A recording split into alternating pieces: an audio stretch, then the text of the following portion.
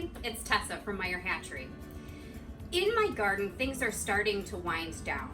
I've got lots of crops that are already done for the season, and that brought to my brain, how am I going to support my flock with my extra crops if they're not growing anymore?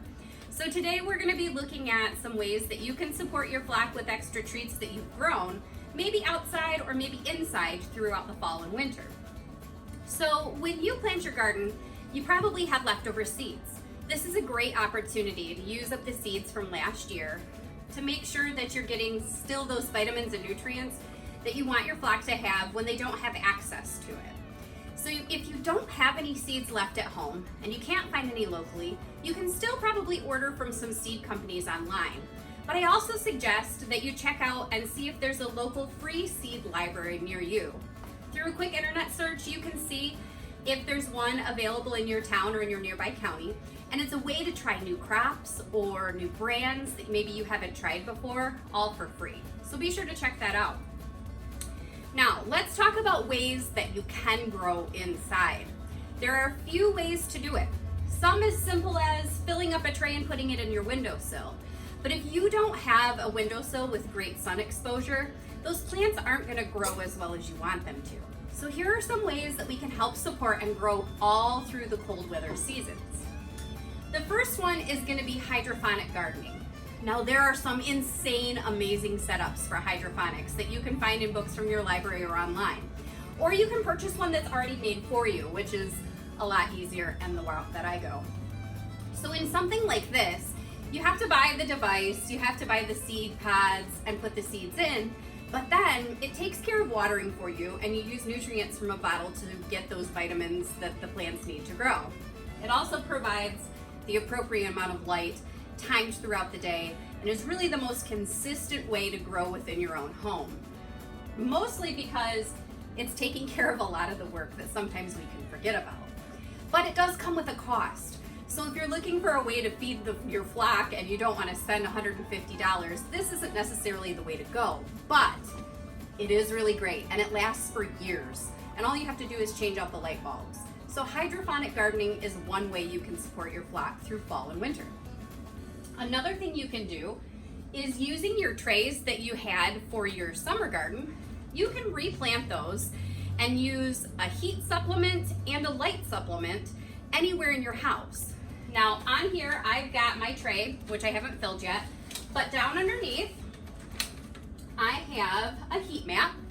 Now this heat mat I really only have to use in the beginning in fall. I only have to use it for when I'm sprouting my seeds to make sure that the dirt is warm enough. But throughout the winter, if I have a planter on a windowsill where it's going to be colder, using a heat mat is a great way to make sure your soil stays consistent so that your plants can continue to grow. Because if they have an opportunity to get cold or their soil gets cold, they can start to bolt, thinking it's the end of the season. And the goal here is to take all of these plants and make them last throughout fall and winter until we can get into spring and the chickens have more things to eat. There's also a lot of lighting solutions. When we think of grow lights for our plants, a lot of times they're these huge contraptions that hang from the ceiling or panels that have to be strung up.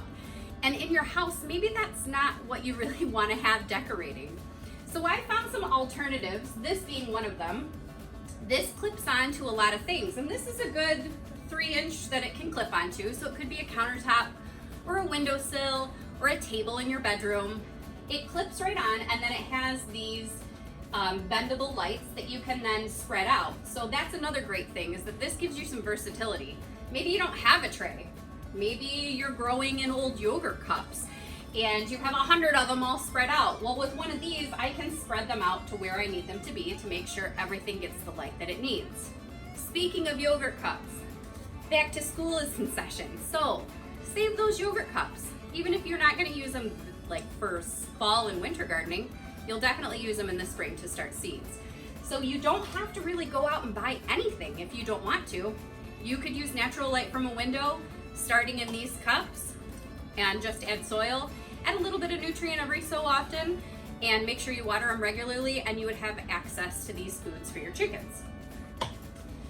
Now, with these setups, the one thing that you want to make sure you're doing is when you're you're picking your plants, you don't want to pick the whole thing all at once. So if you have a nice chunk of lettuce growing, don't just clip off the whole thing. Take a few leaves at a time, starting from the outside, so that you're still building the plant. It will continue to grow. Same thing with flowers. We're not going to cut the whole thing off at the base. We're going to take them one at a time. When we do that, we're allowing the plant to regenerate. If we cut the whole thing off, it assumes that something traumatic has happened, which it has, and it may not come back, or if it does come back, it may go straight to seed. So make sure you're only taking a little bit at a time. So depending on the size of your flock, you might want to have one tray if you have 3 or 4 girls. If you have a flock of 20, 30, 50, you might need to start looking outside for alternatives. So let's take a look at some of the seeds that you can grow this time of year to support your flock.